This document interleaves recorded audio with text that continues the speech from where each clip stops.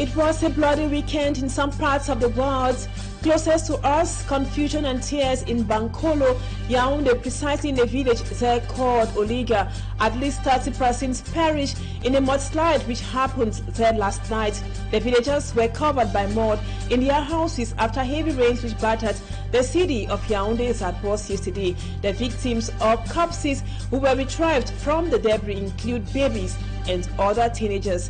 An entire family reportedly perished in that incident. We will be taking you to Bankolo in this edition of the news. And over to the Middle East, more than 750 persons have been confirmed dead following bloody clashes between Palestinians and Israeli forces on the Gaza Strip. Those are our major stories, viewers. Details and more when we come back.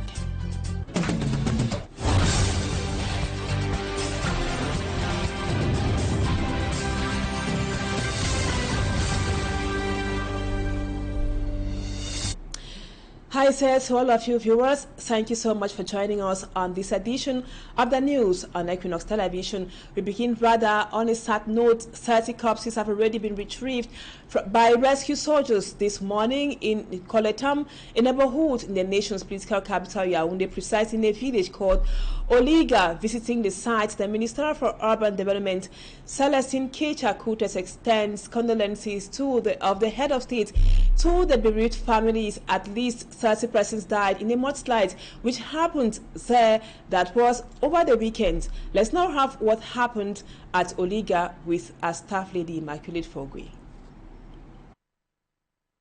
Sunday, October 9, 2023 will remain a day that residents of Koletam neighborhood in Yaoundé will never forget. The heavy rains that started at 4 p.m. on Sunday caused an artificial lake to overflow its banks, resulting to 27 deaths and 20 other. It rained heavily, and when we tried opening the door, the entire house got flooded. We're 4 of us at home when the incident occurred. One of us is missing. We have been searching for our sister, Elina. Just I and my mom survived. My entire family is missing. I lost my house and its entire content. Where will I start from? We have been searching for other family members. Residents say the landslide was caused by the collapse of an embankment that was built around the lake. This flood could have been avoided if people do not construct houses close to the lake. These houses prevented runoffs from flowing. This is the outcome. We are now homeless.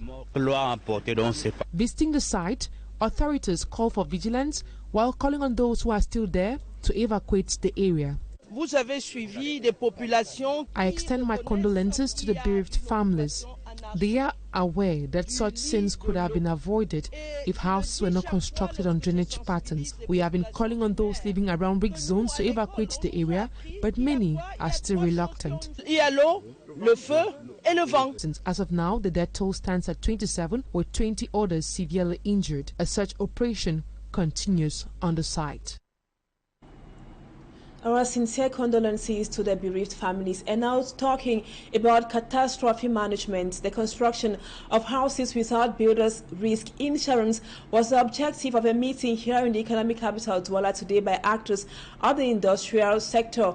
It was to remind the local population and the importance of a construction insurance which covers the victims of any natural catastrophe. Mala Glory tells us more in the report which comes up next.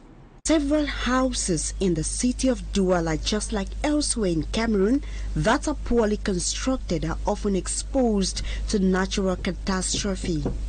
The recent incident at Mobikines, which cost the lives of more than 34 people, is a situation that has called the attention of technical industrial experts who say victims of collapsed building are ignorant of builders' risk insurance, and those warn the population on the importance of a construction insurance. Cette réparation ne peut pas se faire sans les experts techniques, puisque l'obligation. The reparation cannot be done without the technical part. This is because the law obliges that the modalities of reparation should be done by an expert. Some technicians are even paid less than what they deserve. Il faut surtout pas envoyer un expert mal payé sur le terrain. Members of the sector gathered in Douala for their third session this Monday after more than 27 people were reported dead in a mudslide in Yaoundé to remind the population that a technical industrial expert will be able to advise its clients from constructing in risk zones. Je dis tout simplement qu'il faudrait que les uns... Let each and everyone get suitable advice before constructing in a particular area. It's sad. I take this opportunity to extend my condolences to families who lost their loved ones. Aujourd'hui, mais je pense qu'on peut les éviter.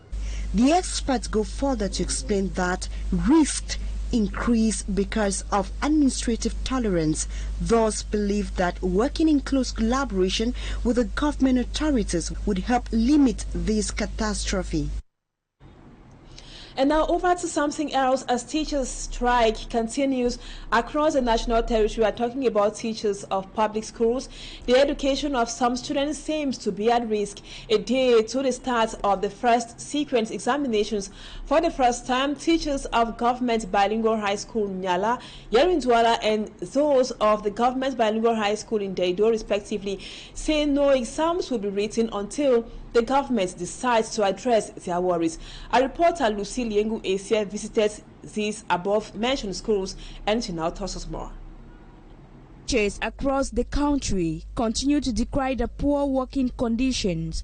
A day before the start of the first sequence examinations at Government Bilingual High School Nyala, the teachers say no exams will be written until their plights are addressed. Evaluation normally here in Nyala are supposed to begin tomorrow morning, but I think as you can see the situation, nothing will be done here tomorrow. The teachers are on strike. Despite the meeting held by some ministers to address the grievances of the teachers of Government Bilingual High School Nyala say the outcome of the meeting wasn't satisfactory. The minister said that many things were done, and I think they just want to see how to manage or manipulate the international opinion to say that everything is going well in Cameroon. Not at all, we're not satisfied. Just like teachers of Government Bilingual High School Nyala, their colleagues of Government Bilingual High School Daido have been carrying out the Onatuo Supporte OTS and Onatuo Atandu OTR movement, declaring a dead chalk. The strike is real, because what we have been asking for the government is since 1 year, and they told us that it will be in August 2023. So now that we are at least at the end of, maybe let's say at the middle of the first term, we are not even sure that things will be realized. In a press release signed by the Intersyndical de l'Éducation, a group of syndicates, teachers of nursery, primary and secondary schools were asked to stay at home, and equally parents were called upon to have their children stay at home during this period of the teachers' nationwide strike action. Because we know that for the future, if we are not fighting today, our own children will come and say that maybe they want to be teachers as us, and they will face the same problem. That's why we are striking now, so that they should not face the same problem later on. The teachers say they are still expecting a favorable response from the government. And Professor Titus Edwa says he is ready to lead Cameroon through a transition to a better Cameroon. To the former Secretary General at the Presidency of the Republic, a transition is the only way out of the problems threatening to destabilize and even disintegrate the nation. He was speaking on the program La Vérité en Face. Babila Jonathan has the details. Quand je parle d'implosion, on est en pleine implosion. Cameroon is at the verge of an implosion. To Professor Titus Ezwa, former Secretary General at the Presidency of the Republic and former Minister of Public Health and Higher Education, the sudden collapse of the state is imminent if nothing is done to save her. He backs his point with the multiple socio-political, economic and security problems threatening the peace and stability of the nation from north to south, east to west. Si on ne fait pas attention, on ne règle pas ces problèmes. If we are not careful to solve these problems quickly, there could be an explosion on the existing implosion. A transition is the only solution. C'est la transition qui peut mettre de l'ordre dans tout ça.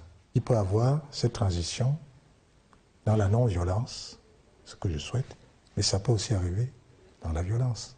For that to happen, he says, the head of state, Paul Biya, should step down as a matter of urgency.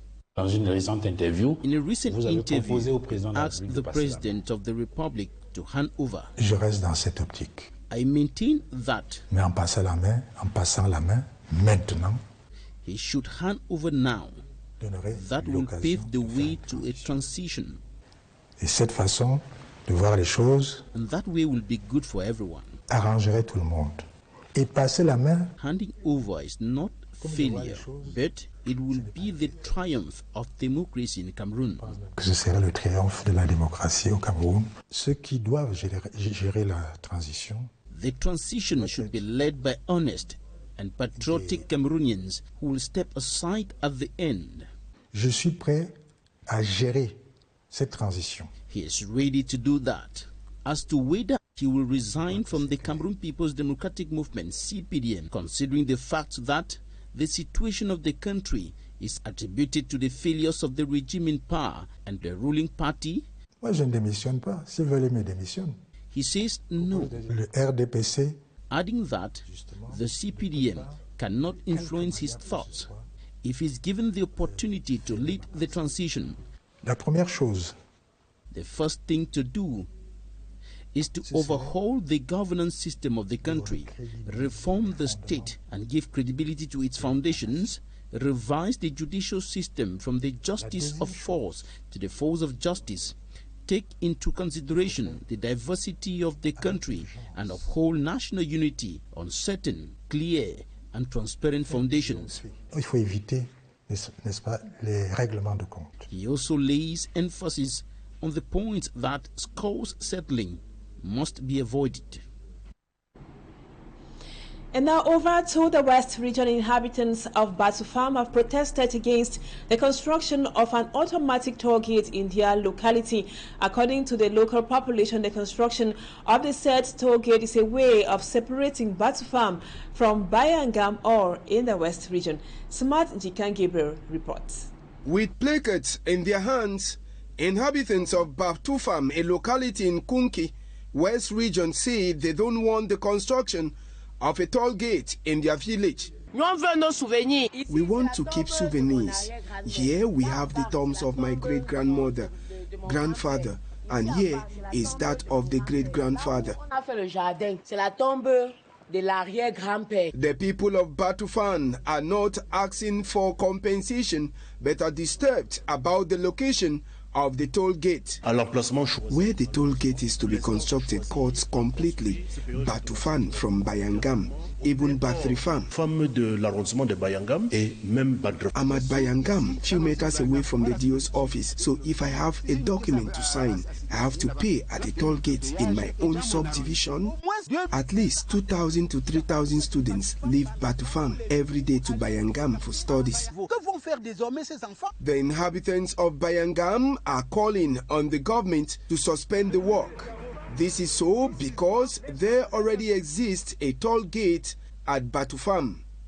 The inhabitants believe it is a plot to divide Bayangam from Batufam. They don't have to suspend the development of the village or the republic. The toll gate will be constructed in respect of what the government said, which is at the boundary of Nkunki and Nde.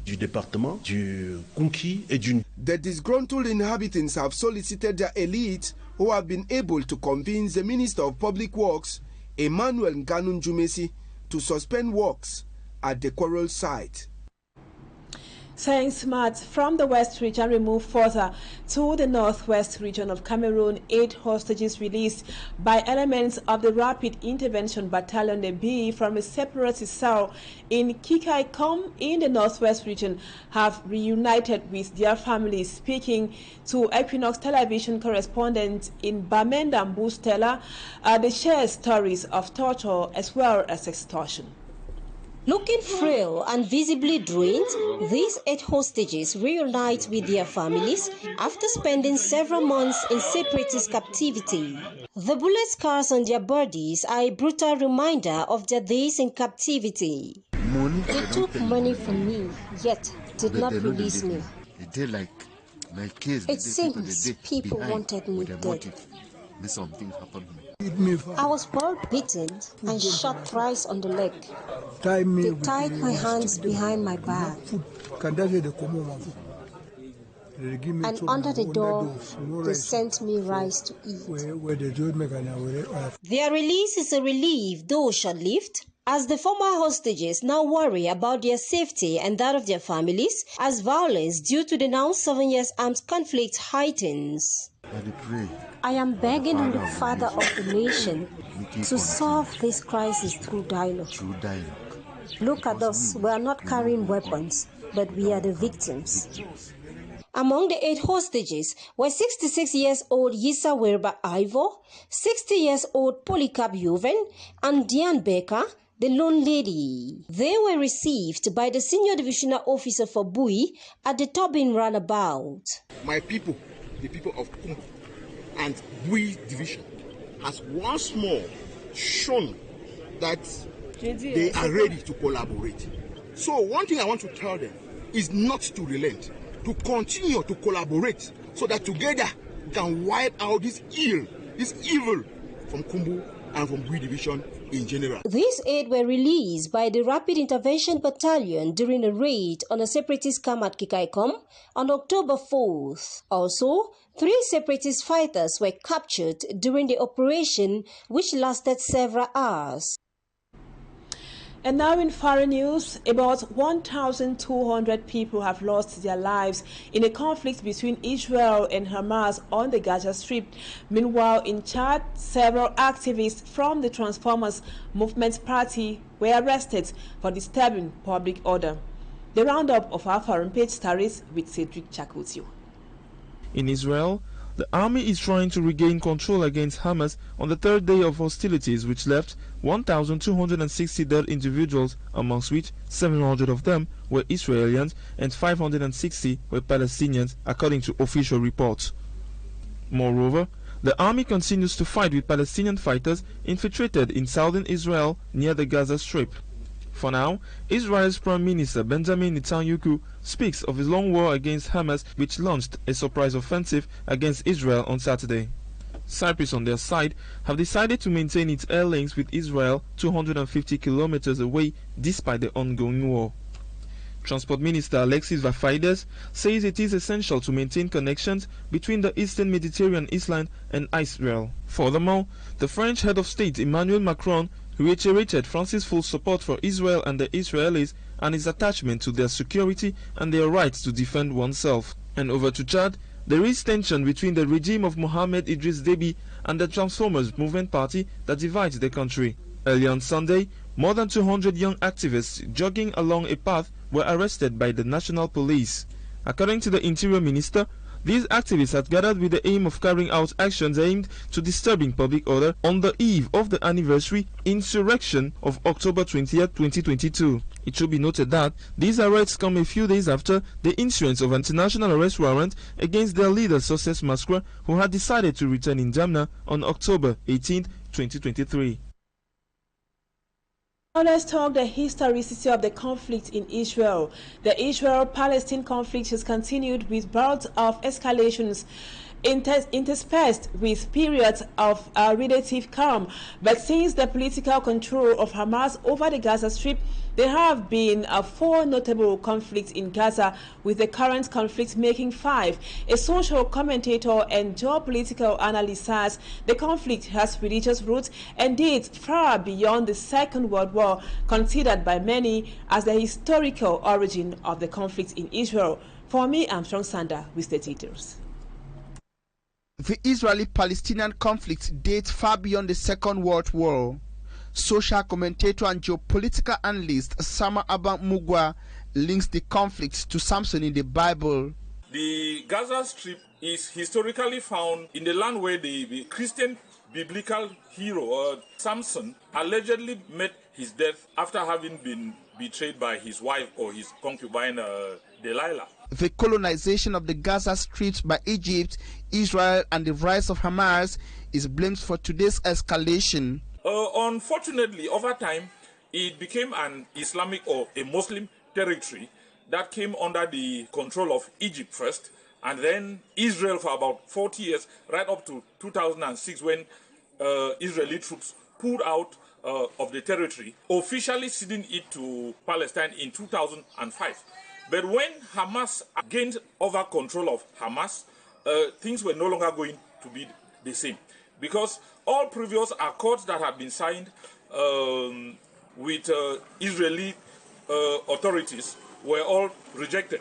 He sees no end in sight if global diplomacy and geopolitics remains on the current position. We're talking about a situation of extreme radicalism between the Israeli Jewish state on the one hand and the Muslim Islamic authorities in the Gaza Strip on the other hand. So it makes it difficult for us to ever have a compromise. The radical extremist religious connotations with the Jewish on the one hand and the Muslims on the other hand, it is hardly ever going to be peaceful. Since the political control of Hamas over the Gaza Strip, there have been 4 notable conflicts in Gaza, notably in 2008, 2009, 2012, 2014, and 2021. And that does it for the first part of the news, viewers. Don't go away, Talking Points comes up next.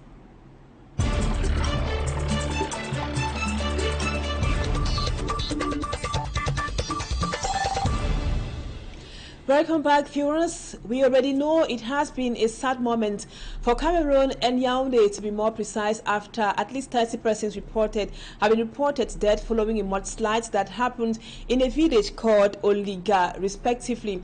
Precisely. And our guest tonight is a communication expert with an organization which seeks to protect the environment. Peggy Manga Fidelis, thank you so much for accepting to be our guest on Talking Points tonight. We can only imagine what the families affected are going through. Now we are talking about the mudslides in Bankolo. As a communication expert in an organ which protects the environment as their main objective, what can be some of the causes of mudslides like what happened in Buea and now what happened in Bankolo yesterday? Well, disasters of this nature usually occur in what we call ecologically fragile zones. These are zones that are prone to landslide and mudslide. Usually, when it rains, water percolates down the soil. And when water percolates down the soil, due to the fact that there have been construction work, the vegetation have been removed, the water penetrates the soil and the soil becomes very wet. And when the soil becomes wet, there's a huge runoff. This usually can orchestrate what we call a landslide, because you have a massive movement of the soil down the slope.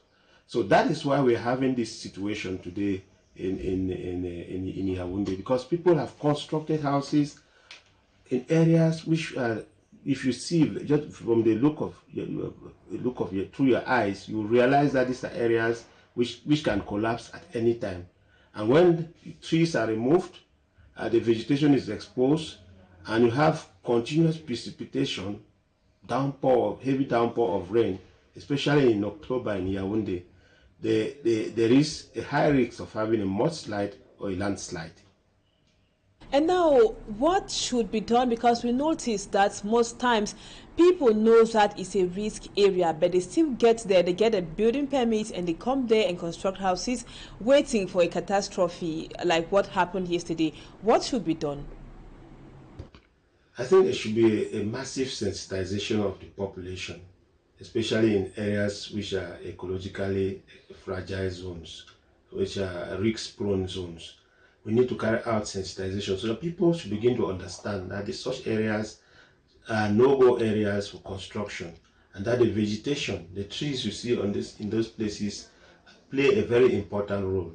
Secondly, the government has to make sure that the laws are implemented to the fullest, because human life is very precious. So we're not going to compromise human life just because we want to satisfy people, because people don't have a place to stay. So they go build in areas that are risky, that may cause death. So we would encourage the government to, as far as possible, ensure that the laws are implemented, that the population are fully sensitized about the danger and the risks that they face settling in this kind of areas. I'm sure if we do this properly, we're going to avoid some of the disasters that we've seen happened in the past years, and that's just happened in Yaoundé today. When you talk about education and sensitization, Peggy, it should be done by who and how? Can you explain further? We think there should be a very massive campaign to map out the risk zones in Cameroon. Cameroon has very beautiful geographical features and landscapes, but there are also very risky zones in the country that the government needs to map out and actually demarcate as no-go area. And this has to be accompanied by a series of awareness-raising actions that will contribute to raising people's knowledge and understanding of the risks that these areas happen. At the level of WWF, we have been working very closely with municipal councils, with the Ministry of Environment, Nature Protection and Sustainable Development, and the Ministry of Forestry and Wildlife to make sure that actions are taken in this direction. And this can only come about if the recommendations, if the environmental impact assessments that are carried out, and if the environmental management plans that are developed are actually respected and implemented. This will go a long way to create the harmony we have been clamoring for the protection of nature and people. WWF has an objective to make sure that this happens. And for this to happen, we have actually deployed ourselves to those areas where the risks are, those areas where they have the biodiversity hotspot, so that wildlife, forests, people can actually thrive in a very harmonious way. So we are expecting that the lessons will be drawn from the different disasters, and that municipal councils in these areas should take the lead to ensure that the areas that are actually prone to disaster are brought under brought under protection and are contributing to reducing the destruction and the death that we are recording as a result of mudslide and landslide. That would be the way out of the current situation. Failing which, we would still come tomorrow and complain about people having lost their lives. And people should understand that actions that are taken to protect the environment, actions that are taken to forestall any disaster are in the interest of human life, because human life is very precious. Just like nature is precious to us, human beings are precious. So for human beings to live in harmony with nature, these two must go together in a binary action that will contribute in no small way to ensure that lives are safe and the environment is protected. Thank you, Peggy. Before we go, we know that so many families in Bankolo, in Oliga, are grieving. And now, what advice to them, especially those, maybe some other persons who are still thinking of constructing houses on risk areas like Bokwango, behind the mountain in Boya, and maybe some hilly mountainous areas around Yaoundé? We want to extend our heartfelt condolence to the families that have lost loved ones in this disaster. We hope in this moment of difficulties they are going to find peace and solace, and we pray for the repose of the souls of the victims. We think that it is time for us to start introspecting about how we use and manage our environment. We understand that nature is facing a big challenge. Nature is at crossroads, and in times like this, human beings should do everything to make sure that we live in harmony with nature. And living in harmony with nature usually means that we respect nature, we try to avoid living in areas that are disaster prone, and we make sure that we sensitize and raise awareness amongst people so that more lives can be saved. We shouldn't be losing life in the 21st century to mudslide and landslide, because we are aware of the risks that these areas pose to human beings, to society. So let us together work in harmony to make sure that we protect nature and protect people. WWF mission is to build a world where humans live in harmony with nature. I think if we actually achieved harmony with nature, we wouldn't be having these disasters. So for the 30 years that WWF has been in Cameroon, We have been trying as much as possible to support the government in the implementation of land use planning, urban development plans that takes into consideration these risk zones that settlements can be carried out, and zones that should be avoided during no, sorry. Thank you, Peggy Manga Fidelis, for accepting to be our guest on Talking Point tonight. And once again, our heartfelt condolences to the bereaved families in Bankolo. Viewers, thank you so much for always being there. Don't go away. Our programs continue at Equinoxe in about 30 minutes, and the news in the French language comes up at 8 p.m. Stay with us on Equinoxe Television, and see you guys tomorrow.